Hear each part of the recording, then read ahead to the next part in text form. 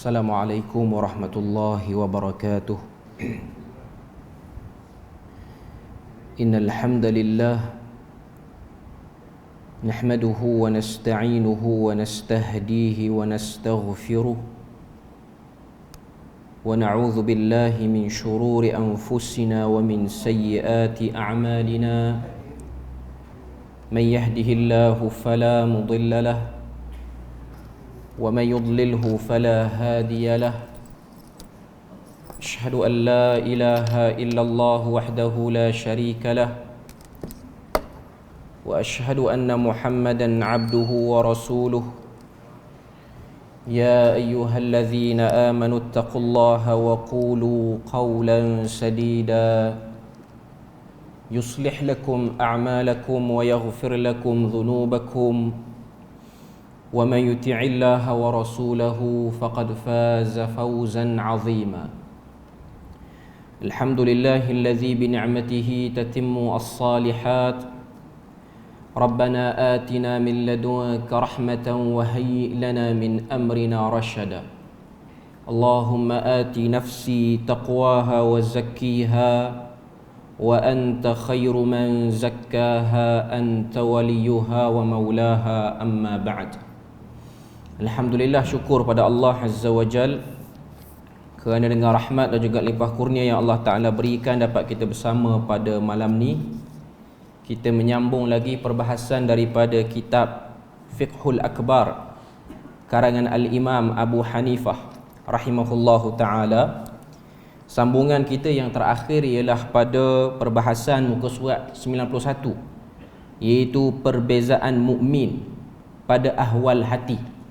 Last kita punya kuliah ialah pada bulan lepas, 14 bulan 2 2023. Dengan sebab banyak kuliah saya terpaksa batalkan sebab hari Selasa je dia ada program besar. Jadi saya tak tahu nak ejah macam mana, saya tak reti. Minggu lepas pun saya terpaksa batal sebab ada satu program iaitu rombongan ke Yogyakarta bersama dengan AJK Fatwa Negeri Perlis dan juga bersama dengan MAIK. Dan saya rasa 2 minggu kot, minggu lepas dan minggu sebelum tu pun kita tak ada kuliah. Okay. Jadi dia biasa hari Selasa ni dia akan ada program besar lah. Kalau tuan-tuan tengok dalam program kita di Perlis ni untuk Jabatan Mufti, hari Selasa kita ada ziarah Jabatan Mufti, tapi dia tak buat tiap-tiap minggu macam tahun lepas. Bermula tahun 2023 ni dia punya program 2 minggu sekali. Tapi sekarang dia dah tukar balik trend. Dia jadi nak buat siang sebab dia nak buat di jabatan-jabatan kerajaan. Dia tak buat di masjid-masjid macam sebelum-sebelum ni lah. Okay. Jadi dia akan switch macam tu lah. Ada minggu dia akan pergi siang, ada minggu dia akan pergi malam. Dan semua sekali daripada staf Jabatan Mufti ni dia kena attend semualah. Maknanya semua ustaz-ustaz daripada Jabatan Mufti yang berkuliah pada hari Selasa memang akan membatalkan kuliahnya untuk pergi ke program tu. Jadi saya nak maklum benda ni mungkin ada orang tanya sebab apa kuliah selalu batal. Okey, yang minggu lepas tu memang tak boleh nak elak sebab itu program luar daripada negara. Okey, tapi tak apalah. Saya kongsilah sikit-sikit apa yang kita lihat. Saya cerita sikitlah apa yang kita dapati daripada perjalanan ke Yogyakarta, sebab program tu ialah hasrat daripada yang di-Pertua MAIK iaitu Duli Yang Teramat Mulia Tuanku Raja Muda Perlis sendiri untuk menyambung hubungan dan merapatkan hubungan dengan satu persyarikatan yang terbesar di Indonesia ni yang namanya Muhammadiyah. Mungkin tuan-tuan pernah dengar Muhammadiyah ni. Muhammadiyah ni ialah satu kelompok yang biasanya kalau kita paling tak ada maklumat pasal Muhammadiyah ni, kita biasa akan dengar Muhammadiyah raya awal sehari, kelompok lain raya lewat sikit Indonesia. Okay. Jadi apa Muhammadiyah ni? Yang kita kena tahu sebagai orang Perlis ni, Muhammadiyah dah ada satu universiti dia orang di Perlis ini. Universiti Muhammadiyah ataupun nama dia UMAM. Universiti Muhammadiyah Malaysia di Sungai Cucuh di Padang Besar tu. Kata apa, dulu tapak Kuib, sekarang dah jadi tapak untuk Muhammadiyah. Dan itu ialah satu universiti yang akan menjadi perintis awal untuk pergerakan dan persyarikatan Muhammadiyah ke luar negara. Sebab itu ialah universiti yang ke-173 di bawah kumpulan dia orang. Tuan-tuan kena tahu Muhammadiyah di Indonesia ni, dia orang ada 173 universiti termasuk yang di Perlis ni, melebihi universiti yang dimiliki oleh kerajaan Indonesia sendiri. Kerajaan Indonesia ada 80 lebih universiti, dia orang ada 170 lebih universiti. Dia orang sangat berpengalaman dalam mendirikan universiti. Bukan mendirikan sekolah, mendirikan universiti. Universiti ni dia punya pengurusan lagi besar, jaringan dia kena lagi luas berbanding pengurusan sekolah rendah ke, sekolah menengah ke. Cuma kalau kita tengok, Muhammadiyah ni ialah satu pergerakan yang aktif di Indonesia dari segi universiti dia orang, dari segi kebajikan, hospital dia orang dan lain-lain lagi. Cuma sikitlah saya cerita. Ditubuhkan pada 1912 oleh satu orang tokoh yang terkenal bagi orang Yogyakarta ni, namanya Kiai Ahmad Dahlan, ataupun nama asal dia ialah Kiai Muhammad Darwish. Dia ni ada keturunan daripada Kesultanan Jawa yang lama-lama lah. Sebab di Indonesia ni cuma ada satu saja kesultanan yang kekal sampai sekarang, iaitu Kesultanan Yogyakarta, ataupun nama dia Keraton, istilah dia lah. Macam kita Malaysia ni, kita ada 9 negeri yang sultan dan beraja. Indonesia semua dah tak ada kecuali satu, Yogyakarta. Ini dipanggil wilayah autonomi ataupun wilayah istimewa yang tiada pilihan raya di kawasan itu. Dia hanya melalui pemerintahan melalui monarki. Dia orang punya sultan sekarang ialah sultan yang ke-10. Sultan yang ke-10 macam gitulah, PM yang ke-10, dia orang pun sultan yang ke-10. Yang ni bukan diangkat melalui pilihan raya. Sri Sultan Hamengkubuwono yang ke-10, daripada 1 sampai 10. Cuma nak katanya Muhammadiyah ni bermula tahun 1912, 8 tahun lagi awal daripada penubuhan Maib Perlis. Maib 1920, dia orang 1912, 8 tahun lagi awal. Jadi dia orang lebih ke depan, dan dia orang bahkan menjadi pencatur kepada pergerakan pertumbuhan kefahaman Islam di Indonesia secara keseluruhannya. Satu pergerakan yang kuat lah kalau tuan-tuan tengok. Universiti dia orang tu utamanya sumber-sumber agama, sekolah-sekolah dia orang pun ada, tapi taklah sebanyak universiti. Cuma saya nak katanya dia satu benda yang menakjubkan. Kalau tuan-tuan ada rezeki lebih boleh tengoklah. Bandar Jogja itu ialah bandar bagi persyarikatan Muhammadiyah. Ramailah dia punya keahlian dia orang, hampir 30 juta, maknanya sama dengan penduduk Malaysia. Itulah keahlian kelompok Muhammadiyah. Tapi dia tak akan boleh lebih ramai berbanding satu lagi kelompok, nama dia Nahdlatul Ulama. Yang ni antara kelompok yang besar ni lah. Okay. Cuma nanti kita akan tengok dalam perkampungan sunnah bulan 5 ni akan ada beberapa wakil dia orang akan menyampaikan beberapa slot lah untuk perkampungan sunnah ni. Kita akan tengok idea-idea dia orang, perkembangan dia orang. Jadi tujuan pergi tu ialah untuk belajar banyak benda, antaranya ialah pengurusan universiti dan juga ialah kebajikan.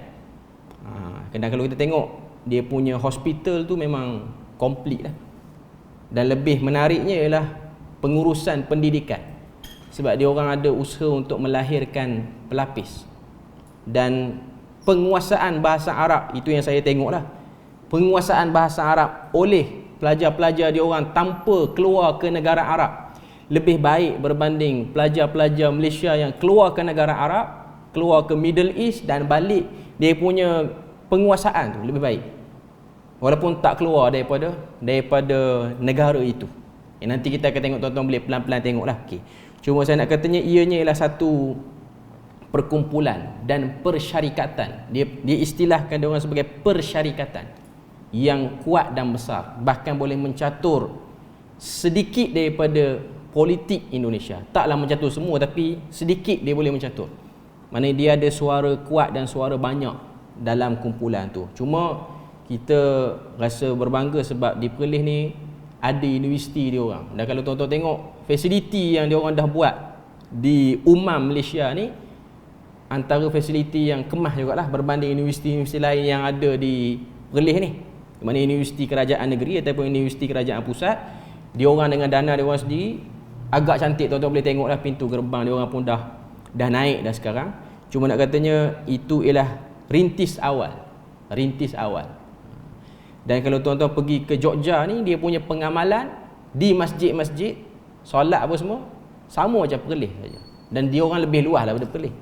Tuan-tuan tak akan rasa macam pergi negeri orang lain ataupun rasa macam duduk tempat orang lain, sebab dia punya pengamalan sama. Yalah yang khilaf-khilaf tu saya tahulah khilaf tu. Cuma saya nak katanya pengamalan dia exactly sama. Kalau kita orang Perlis pergi ke sana, kita tak rasa pelik sebab dia sama saja. Cuma cakap jelah dia orang tu orang Jawa. Kita ni orang Melayu lah. Cakap mungkin tak faham lah sebab dia orang Jawa. Cuma pengamalan di masjid, pengamalan di agama hampir 90% mirip lah. Ada juga sikit-sikit yang tak sama. Cuma hampir 90% mirip kepada apa yang kita amalkan di Perlis. Dan itu ialah benda yang normal di sana. Benda yang normal selain daripada agama-agama lain lah. Cuma yang menariknya di sana dia ada, di Indonesia ni dia punya persekitaran beragama dia orang lain daripada kita. Macam kita, Islam ni dia dominan orang Melayu. Orang Melayu. Agama lain didominasi oleh bangsa lain. Tapi di Indonesia ni bangsa, contoh bangsa Jawa tu, orang Jawa, dia ada Jawa yang Kristian, dia ada Jawa Hindu. Muka Melayu macam kita, tapi dia Kristian, dia Hindu. Hidup dalam keadaan masyarakat macam ni, dia lebih membuka otak masyarakat tu untuk lebih bertoleransi. Bila mana kita hidup dengan bangsa lain yang agama lain, tu normal lah tempat kita. Tapi bila mana kita tengok muka Melayu tapi dia Kristian, muka Melayu tapi dia Hindu, sebab dia dalam istana raja dia sekarang masih lagi ada beberapa portion untuk Melayu Hindu lah, kita kira Melayu Hindu yang buat amalan-amalan Hindu lama. Contohnya memberi sajian apa semua, itu masih lagi wujud di sana. Dan ianya menarik lah. Tuan-tuan nak tengok, tuan-tuan boleh tengok satu filem yang telah dibuat oleh kelompok Muhammadiyah ni, nama dia Sang Pencerah. Filem tu dah lama dah. Filem tu nak cerita tentang pengasas dia, iaitu Kiai Ahmad Dahlan tu. Dan kalau tengok dulu tanah Jawa ni hebat dengan amalan-amalan yang pelik-pelik lah. Antaranya ialah aliran kejawen dan juga aliran batiniah yang agak pekat. Amalan memberi sajian ataupun sesajian tu masih lagi wujud, sekarang pun masih lagi ada, tapi dia tak sehebat dulu. Cuma tuan-tuan boleh tengok filem tu dah lama dah. Filem tu dah beberapa puluh tahun dah. Tak puluh lah, 2016 ataupun 2015 kalau saya tak silap lah. Cuma nak katanya tuan-tuan tengok filem tu, tuan-tuan boleh faham dia punya flow pembentukan persyarikatan Muhammadiyah. Dia orang tak guna istilah lain, dia orang guna persyarikatan Muhammadiyah. Dan dia orang punya, orang kata apa, network tu luas sampai ke Papua. Tuan tahu Papua? Papua ni kawasan orang tak apa nak pakai baju lagi di Indo ni. Di timur ke barat, timur kot. Okay. Cuma 80% orang-orang Papua tu bersekolah di sekolah Muhammadiyah. Dia orang ni Kristian lagi. Dan kalau tuan-tuan pernah dengar krisis politik di Indonesia, satu orang yang bernama Ahok ni Cina. Dia ada problem. Dia tu ialah lulusan daripada satu sekolah di Muhammadiyah. Nak katanya Cina pun ikut dia orang. Terpaksa bersekolah di sekolah dia orang. Cuma nak kata dia orang tak paksa masuk Islam. Cuma vibe tu, gelombang tu semua orang tahu. Berdirinya Indonesia berdiri sekali dengan Muhammadiyah. Berdiri sekali dengan Muhammadiyah. Sebab tu kalau tengok dia punya pembentukan negara dengan pembentukan kumpulan tu lebih kurang sama. Sebab dia orang lagi tua berbanding kemerdekaan negara Indonesia tu sendiri. Cuma dia menarik lah, kelompok yang kita boleh belajar banyak benda, terutamanya pengurusan zakat dan pengurusan wakaf, yang menyebabkan tuan-tuan dah tahu 173 universiti itu terbina di atas duit wakaf, bukan duit kerajaan. Wakaf free, gratis lah istilah dia orang, semua free. Adalah sikit-sikit kena bayar, sekolah menengah tu ada sikit, tapi berdiri di atas duit sumbangan orang. Bukan satu universiti. Kita nak buat satu sekolah tak duit sumbangan orang apa pening kepala. Dia buat 173 universiti di atas duit sumbangan orang selama 100 tahun lebih. Sebab Kiai Ahmad Dahlan tu dia buat kerja kebajikan ni daripada umur 28. Maknanya umur dia muda lagi. Cuma kita boleh belajar banyak benda lah daripada kelompok tu.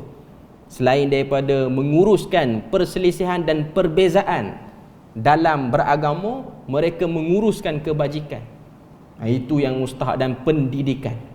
Pendidikan tu penting tu dalam melahirkan bangsa yang lebih luas lagi pemikiran dia. Okay. Kita masuk pada kitab kita ni, muka surat 91.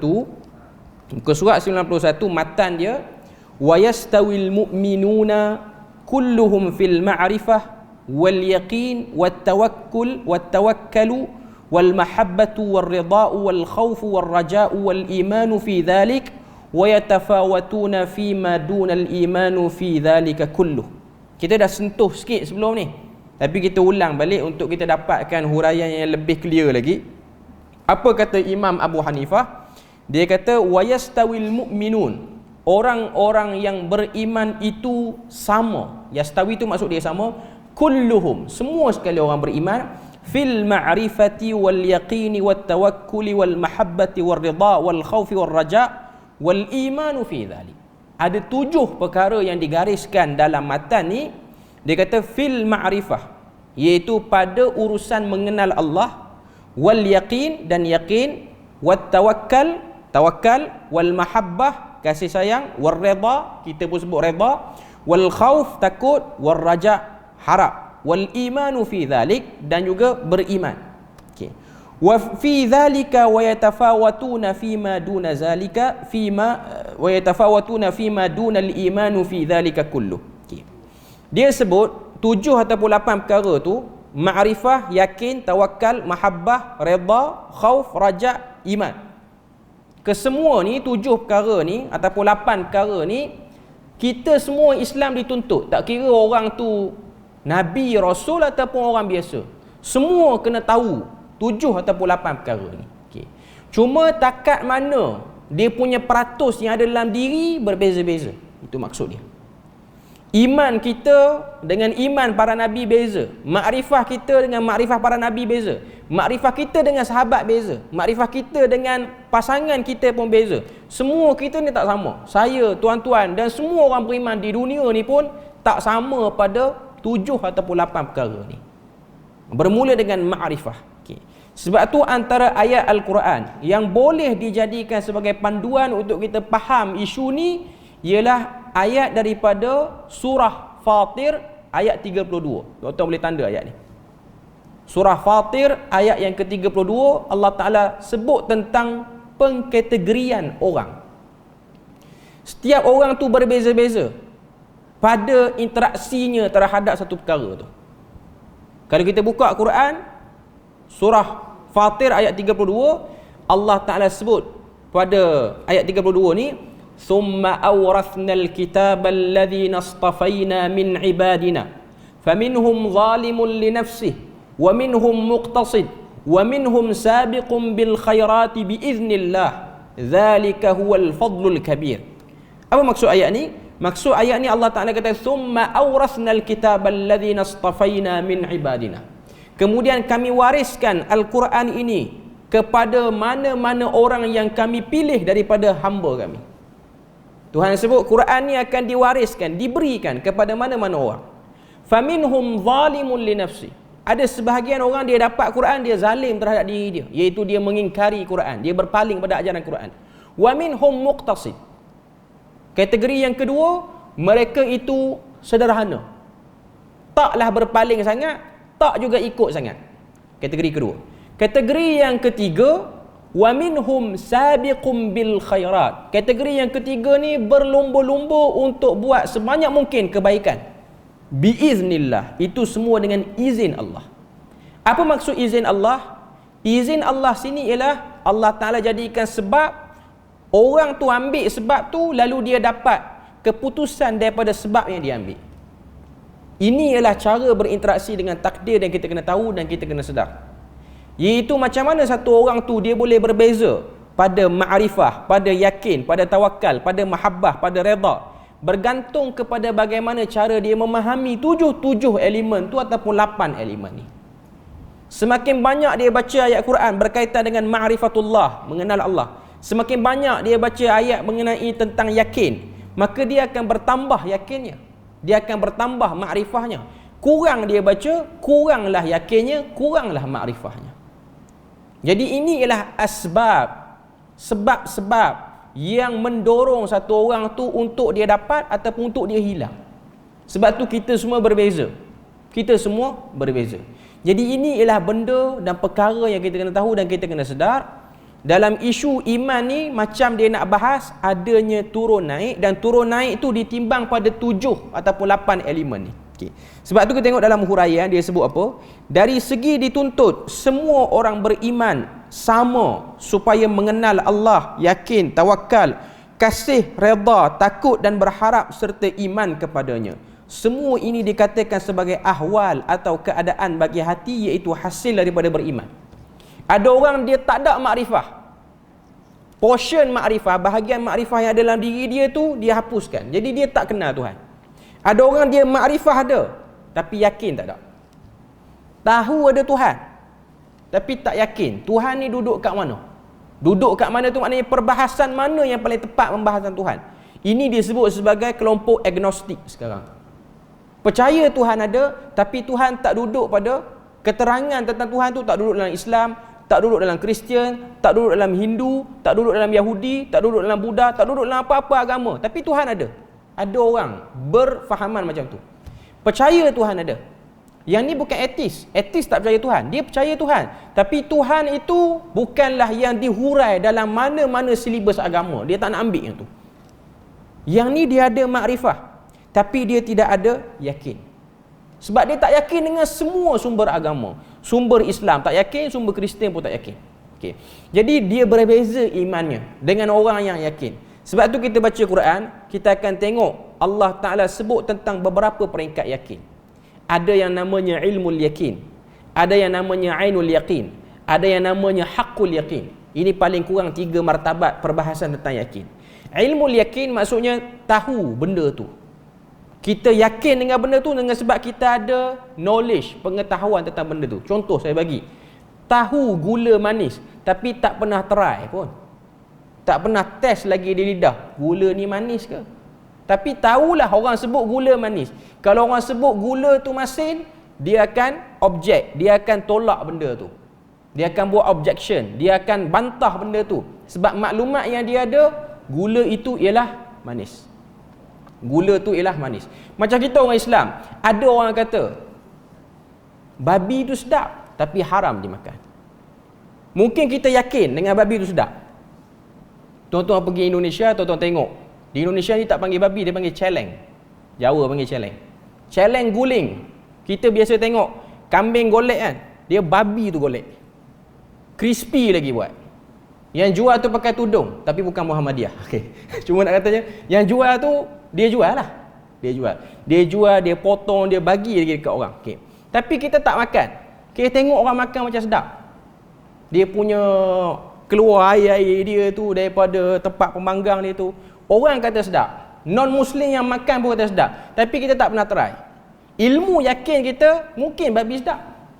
Tapi kita tak pernah try. Sebab ada halangan-halangan yang menghalang kita. Halangan-halangan yang menghalang. Lepas pada ilmu yakin, dia pergi kepada ainul yakin. Mata tengok. Ainu ni maksudnya pandangan, melihat. Benda tu memang sama dengan maklumat kita tahu. Contoh. Orang kata gula manis. Sebab apa gula tu manis?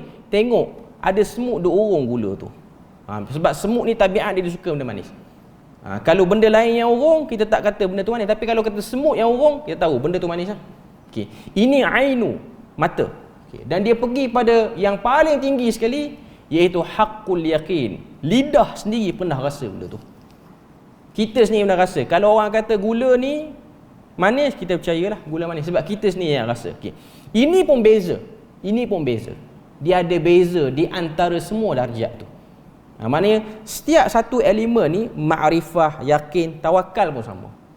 Tawakal, satu orang tu dia ada maklumat tentang tawakal. Tuhan sebut tentang kelebihan tawakal. Siapa-siapa yang ada hati yang bertawakal kepada Allah, Allah Ta'ala akan masukkan dia dalam syurga. Tapi bila orang tu tahu dan dapat rasa tawakal, setelah dia diuji untuk bertawakal. Dia buat macam-macam benda dalam hidup, dia gunakan semua lorong-lorong sebab untuk dia dapat hasil tu, dan dia pun tunggu dia punya keputusan. Maka dia sedang merasai apa yang nama dia tawakal. Dan tawakal ni dia berlaku dalam 2 keadaan. Pertama, tawakal dengan sebab-sebab yang munasabah. Kedua, tawakal dengan sebab-sebab yang tak munasabah. Sebab kedua-duanya disebut dalam Al-Quran. Contoh, Nabi sebut tentang kelebihan orang yang belajar ilmu. Sehingga ayat Quran sebut wa qur rabbi zidni ilma. Wahai Tuhan, tambahkanlah ilmu. Dan Nabi sebut cara nak dapat ilmu ialah dengan innamal ilma bitta'allum. Belajar dapat ilmu. Tak belajar tak dapat ilmu. Okay. Cuma ada beberapa keadaan benda-benda yang kita boleh dapat dengan cara tawakal tapi dengan jalan tak munasabah.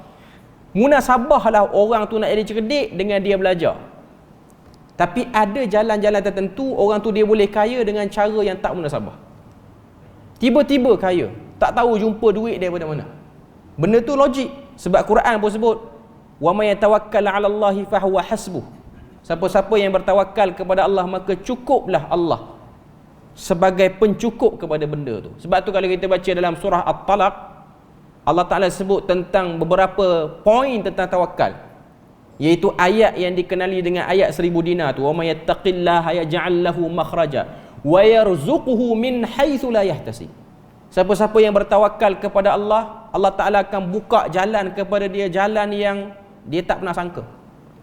Dan Tuhan akan rezekikan pada dia rezeki yang dia tak pernah sangka dia akan dapat. Usahanya sikit ataupun benda yang dia buat tu tidak memungkinkan untuk dia dapat apa yang dia dapat sekarang. Mungkin dia dapat lagi besar daripada usaha yang dia buat. Ini semuanya disebut tentang tawakal. Orang yang melalui jalan ni, tawakalnya akan lebih tinggi, akan lebih besar lagi kepada Allah Azza wa Jalla. Sebab tu kita akan tengok benda-benda ni dia bergantung kepada pola kehidupan orang tu. Kalau orang tu dia hidup dengan cara yang macam ni, maka kita akan tengoklah cara hidup dia berbeza. Macam kita hidup dalam surrounding masyarakat Melayu di Malaysia ni macam mana? Kita tengok orang Islam di negara lain macam mana cara dia hidup. Maka kita akan nampak itu cara tawakalnya. Tuan-tuan tengok masyarakat Arab, orang-orang Arab di negara-negara Arab yang agak sedikit mundur. Macam di Yaman ke, macam di Jordan. Jordan ni kita boleh kategorikan dia taklah mundur sangat, tapi taklah maju sangat. Tapi saya sendiri sebagai mata yang menyaksikan, kita boleh tengok bagaimana kuatnya tawakal sebahagian daripada penduduk dia orang. Tuan-tuan tahu di Jordan ni ramai orang yang menyambung pengajian ke peringkat yang tertinggi sekali dalam pengajian, iaitu peringkat PhD. Cukup ramai. Terutamanya pengajian Islam. Kita jumpa satu orang belajar sampai PhD dalam bidang hadis ke, dalam bidang fiqh ke, tapi masih lagi berstatus sebagai penjual makanan tepi jalan, tapi PhD tu. Ini normal di Jordan. Dulu ada kenal satu orang, saya ada kenal satu orang, dia alim betul dalam bidang hadis, tapi dia ni hanya kerja jual makanan untuk sarapan pagi saja. Sebab apa? Peluang di sana tidak membuka ruang dia macam peluang di Malaysia. Di Malaysia mungkin satu orang yang ada master dah ada sebelah tapak kaki boleh jadi pensyarah, mungkin. Di sana tertutup lagi.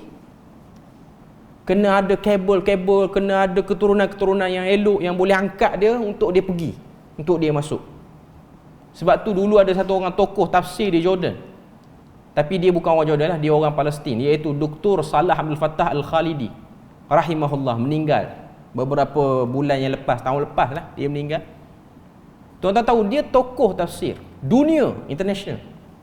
Tokoh tafsir dunia. Banyak kitab-kitab dia tulis, banyak kitab-kitab tafsir yang dia buat, semakan, dia kemas kini, dia edit. Tapi dia meninggal dalam keadaan dia masih menyewa rumah. Dia tak ada memiliki rumah yang dia beli, tak ada. Berbeza dengan suasana kita di Malaysia. Suasana kita di Malaysia, orang yang ada degree, orang yang ada kerja elok dah boleh beli rumah dah pun. Dah boleh buat loan. Tapi dalam kepala orang-orang sana, dia bukan macam tu. Belajar bukan kerana nakkan kedudukan, nak angkat grade dia ke apa-apa semua, nak perform something ke, bukan. Belajar memenuhi keperluan untuk mengangkat kejahilan. Ramailah saya jumpa macam ni, yang ada PhD tapi kerja gembala kambing. Ini ada. Maknanya kalau kita tengok, kalau dia di Malaysia, cerah lah masa depan dia, kita kata. Tapi sebab dia duduk di negara macam tu, tak cerah sangat masa. Tapi yang hebatnya tawakal. Tak pernah mengeluh. Tak pernah lah kata, aku ni belajar habis duit je, kerja pun tara ni je. Dia beza. Sebab apa? Suasana yang tidak menjadikan masyarakat tu lihat satu pandangan saja. Dia beza. Saya bukan nak kata yang kita ni teruk, cuma saya kata dia ada, pemikiran tu masih lagi ada. Belajar ni kerana sebab nak yang ni. Kalau tak nak yang ni, tak perlulah kita bersungguh-sungguh sangat nak pergi situ. Ini ialah corak yang kurang sihat lah hakikatnya. Okey. Tapi nak katanya itulah realiti mengasah tawakal satu orang. Tapi alhamdulillah kita tengok mereka yang di negara dia orang tu agak kurang cerah masa depan. Tapi dengan sebab kemuliaan orang ada ilmu tu, Tuhan dah beri pada mana-mana orang. Jadi dia orang ni taklah nampak terlalu berpeleseran, terlalu susah sangat. Adalah ruang-ruang dan peluang-peluang untuk dia meneruskan hidup tu, tapi taklah secerah di tempat orang lain. Cuma nak katanya dia orang dapat, dia orang boleh buat, sebab itu ialah janji Tuhan. Okey. Cuma tawakal tu dia berbeza lah. Dia berbeza di setiap orang. Okey. Kita tengok apa yang dihuraikan sini. Yakin, dia kata. Yakin ialah ketenangan dan kefahaman dan keteguhan dalam keputusan, sehingga tiada keraguan, berbelah bagi dan kegusaran dalam hati. Yakin datang setelah merasai ketenangan terhadap apa yang dipercayai. Yakin dengan ilmu yang kita ada, walaupun kadang-kadang dia melawan arus. Ini benda yang sukar dia buat. Tuan-tuan tengok Muhammadiyah di Indonesia ni, dia punya pengasas dia, Kiai Ahmad Dahlan, antara benda besar yang dia buat dalam hidup dia, keputusan besar yang dia buat dalam hidup dia, dia menegur pengurusan masjid besar di Jogja. Nama dia sekarang Masjid Gede Kauman. Gede itu besar lah dalam bahasa Jawa. Masjid itu telah salah kiblat selama 100 tahun. Tahu boleh bayang, 100 tahun salah kiblat. Dia menghadap ke arah barat, direct ke arah barat. Sebab kalau Jawa menghadap ke barat, dia tak menghadap ke Mekah, dia menghadap ke Afrika. Okay. Jadi dia dengan ilmu falak yang dia pergi belajar 5 tahun tu, dia tegur pengurusan. Bila mana dia tegur pengurusan, berlakulah lawan arus yang besar. Bukan susah pun, tapi nak boleh terima tu susah. Sebab orang petikai dia takkan selepas 100 tahun baru timbul isu ni. Tuan-tuan boleh bayang, lepas 100 tahun baru cek kata kiblat masjid salah. Sebab kiblat masjid dia ada, kalau kita pergi ke Jogja tu, masjid gede tu, masjid tu kedudukan dia saya boleh bagi bayangan macam Masjid Negeri Arau dengan Istana Arau, sebab dia dalam kawasan kesultanan. Mana luar tu ialah keraton, keraton ni istana lah bagi bahasa Jawa. Depan tu masjid. Okey, jadi masjid tu sekarang ni dia ada satu mihrab. Mihrab lama tu mihrab yang mengarah ke arah barat betul, mengarah ke Afrika. Satu lagi dia macam susunan dia tu, dia soft dia sekarang dah lain lah. Okey, dia 18 darjah daripada mihrab lama. Dia kiblatain macam di Mekah mana, tapi kiblatan lain lah ni. Dua kiblat, bukan kiblatan lah hadis Nabi tu. Tuan-tuan pergi ke Jogja tak jadi macam pergi umrah lagi. Okey, walaupun dia kiblatan kat situ. Okey. Jadi kiblat ke Afrika satu, kiblat ke Mekah satu. Jadi dia mengarah 18 ke 23 darjah. Nak buat tu susah. Sebab pada waktu tu aliran yang membumi, aliran yang menjadi arus perdana ialah aliran kejawen. Kejawen ni batiniyah. Batiniyah ni dia tak ambil kisah tentang kiblat ni. Sebab tu kalau kita tengok dalam filem dia, bila mana dia berhujah, kita tak menghadap ke Mekah, kita menghadap ke Afrika. Apa jawapan satu orang kiai situ? Dia kata kiblat itu soal hati. Allah Ta'ala sebut dalam Al-Quran, fa aynama tuwallu fa thamma wajhullah. Di mana saja kamu hadap, di situlah wajah Allah. Tak ada isu. Jadi kiblat kita tak masalah. Kita buat masjid ikut keselesaan jalan. Kalau jalan ke arah ni, masjid menghadap ke sini. Itu aliran kejawen. Sekarang pun ada aliran kejawen ni. Aliran kejawen ni masalah lagi. Aliran kejawen ni lah aliran batiniyah. Batiniyah Jawa ni. Okay. Cuma nak katanya benda yang dia buat, dia yakin dengan ilmu dia. Dia yakin. Okay. Tapi bila mana kita yakin, dia akan sukar lah. Macam Nabi yakin sembah berhala tu salah. Bila mana Jibril bagi tahu sembahan berhala tu salah, Nabi cerita pada orang Mekah pada waktu tu, Nabi dah yakin sembah berhala salah. Tapi respon orang Mekah sukar nak terima. Ini tabiat di mana-mana tempat pun. Mana-mana tempat pun. Negara kita pun macam tu. Bila mana kita menghadapi isu yang kita kategorikan sebagai kontroversi, perselisihan yang kontroversi, maka orang yang cuba nak mengubah, yang membawa arus yang berlawanan, biasanya dia akan kena teruk hentaman yang awal tu. Normal di mana-mana tempat pun macam itulah. Okay. Jadi dia nak kata yakin ialah tenang. Walaupun dia salah, dia tenang dengan apa yang dia buat tu. Dia dilihat salah oleh orang, dia tak salah, dia betul. Dia dilihat salah, tapi dia rasa betul. Dia rasa puas. Dia sedang mempertahankan kebenaran. Okay. Jadi itu nikmat yakin. Maknanya kita tak boleh declare kita sekarang ni yakin, sebab kita belum kena test lagi kita yakin apa tidak. Contoh, satu orang dia lantang tegur kesalahan orang atas. Bila mana dia lantang tegur, apa implikasi yang dia akan kena? Dia mungkin akan dibuang daripada position kerja dia, ataupun dia akan diberikan cop yang buruk pada diri dia. Waktu tu dia diuji. Kalau dia yakin Tuhan beri rezeki, dia tak ada masalah kalau kena buang pun. Belum kena uji, boleh cakap sedap lah. Tak kena uji, boleh cakap macam mana kita nak cakap sekarang. Tapi bila kena uji, baru dia tahu. Baru dia tahu berat, payah, susahnya untuk menghadapinya. Terusnya muka surat 92, tawakal tadi saya dah sebut. Isu yang ketiga, elemen yang ketiga, kasih atau mahabbah akan Allah. Hati manusia diciptakan cenderung dan kasih kepada sesuatu yang disenangi dan yang memberi faedah kepadanya. Allah Azza wa Jalla adalah pemberi pelbagai bentuk nikmat kepada manusia. Bermula dengan nikmat diciptakan sehingga pelbagai bentuk nikmat sesudah diciptakan. Oleh sebab itu, yang paling wajar manusia untuk mencurahkan segala kasihnya ialah Allah Azza wa Jalla. Kasihnya kepada Allah bererti dia mengutamakan segala perintah dan mendahulukan kehendak Allah atas yang lain. Al-mahabbah sini maksudnya ialah buat semua benda semuanya lurus kepada Allah Azza wa Jalla. Kahwin dengan satu orang perempuan untuk jadikan isteri, perkahwinan dia tu ialah untuk meluruskan kasih sayang dia pada Allah. Dia dapat anak, meluruskan kasih sayang dia pada Allah Ta'ala. Dia ada kawan, dia ada jawatan, dia ada pertubuhan, perusahaan apa pun. Yang ni kita boleh cakap lah secara teori, tapi bila mana kita dapat, baru kita tahulah. Baru kita tahu payah ataupun susahnya untuk meluruskan segala benda kita buat ni hanya kepada Allah Azza wa Jalla. Hanya kerana Allah Azza wa Jalla. Sebab tu ianya berkaitan dengan sejauh mana ikhlasnya orang tu. Kalau orang tu ikhlas, kita akan tengok bagaimana besarnya perjuangan ikhlas tu yang dia kena bayar.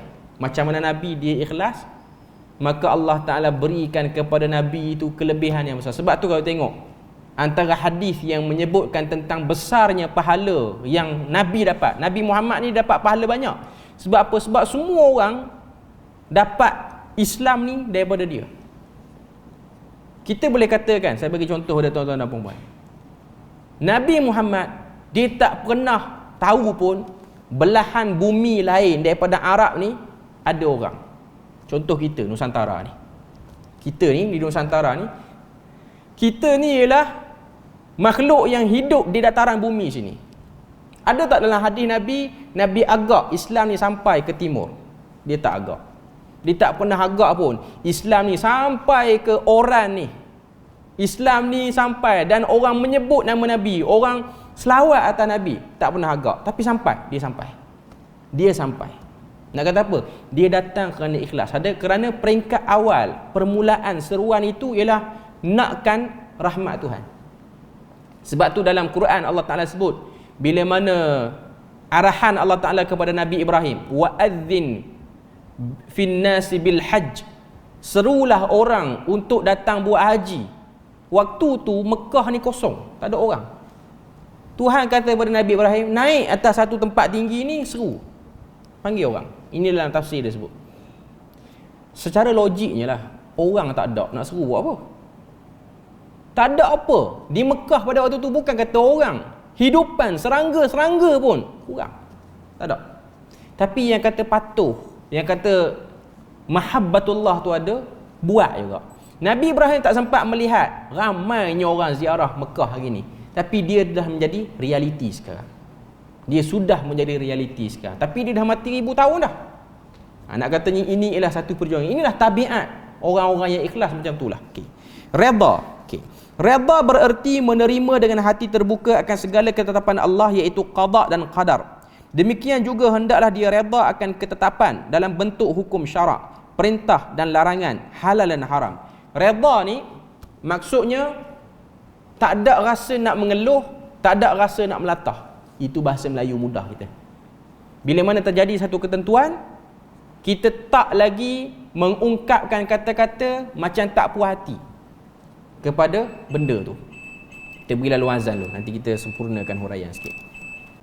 Kita sambung sikit lagi. Tadi saya ada sebut tentang redha. Redha maksudnya ialah terima tanpa ada rasa mengeluh ataupun tanpa ada rasa tak puas hati. Tapi sebagai seorang manusia, bila mana dia terima ketentuan Tuhan, pasti dia akan rasa lemah dan dia akan rasa tak seronok dengan ketentuan Tuhan tu. Sebab benda ni berlaku juga pada Nabi dan Rasul.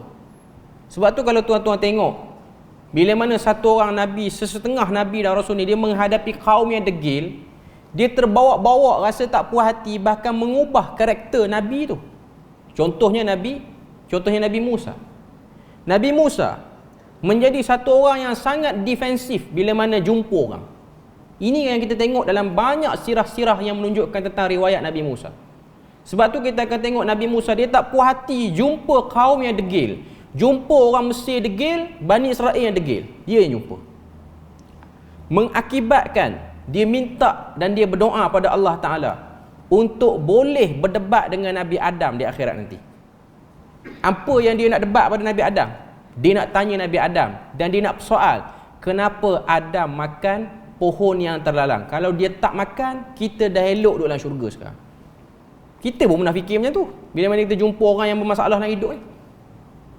Lalu kata Nabi Adam, ketentuan yang aku makan itu telah ditentukan oleh Tuhan lebih awal sebelum aku diciptakan. Bahkan sanggahan Nabi Adam lagi hebat. Kalau aku tak makan, orang tak kenal kamu Musa kalimullah. Orang tak kenal kamu Musa kalimullah. Kamu tak akan jadi orang yang boleh bercakap dengan Tuhan di Bukit Tur Sinai. Kamu tak hebat. Orang akan kenal Musa. Tapi dengan sebab kamu jumpa dua kelompok manusia yang degil ni, potensi diri naik. Sebab tu ujian dia memberikan kekuatan untuk potensi diri naik. Kalau satu orang tak diuji, tak tahulah dia pandai tak pandai. Okay.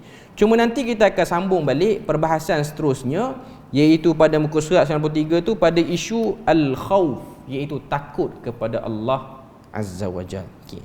Jadi kita berpada situ je pada malam ni, sempena malam nisfu Syaban ni. Jadi saya nak sebut sikitlah 2-3 perkara. Nisfu Syaban tidak ada pengkhususan apa-apa pun, sebab ada orang tanya online. Tidak ada apa pengkhususan. Nak buat apa, tiada pengkhususan. Bahkan kita pun termasuk daripada golongan yang sedang buat benda-benda yang berfaedah dan bermanfaat untuk ibadah kita, iaitu kita duduk menuntut ilmu. Mana tak ada pengkhususan apa-apa. Yang ada dalam hadis yang diriwayatkan oleh Imam At-Tirmizi adalah hadis yang diriwayatkan oleh Imam At-Tirmizi. Tapi hadis ni pun masih ada pertikaian statusnya, ialah Nabi menziarahi tanah perkuburan pada pertengahan malam dalam nisfu Syaban. Tuan-tuan boleh try. Kita okey, masjid kita dekat. Okay. Tapi cerah tak takut sangat. Okay. Cuma nak kata itulah hal ada satu riwayat pun. Tapi itu pun riwayat ni pertikai. Bukan riwayat yang diterima lagi lah. Mana tak ada pengkhususan. Boleh buat apa-apa saja amal ibadah yang nak dibuat, ianya diterima oleh Allah. Tapi malam ni adakah malam diangkat buka amalan? Ya, itu riwayat tu ada. Memang diangkat buka amalan kita. Bahkan buka amalan kita ni diangkat tiap-tiap hari, diangkat tiap-tiap minggu, tiap-tiap tahun pun. Jadi itu maklumat-maklumat yang kita kena tahulah berkaitan dengan nisfu Syaban. Tapi yang kita kena sedar, kita berada pada dekatnya kita dengan bulan Ramadan. Itulah yang paling kena beri perhatian. Kita berpada situ je untuk malam ni, muka surat 93. Moga Allah Ta'ala beri rahmat dan berkat.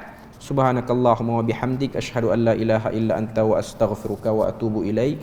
Wassalamualaikum warahmatullahi wabarakatuh.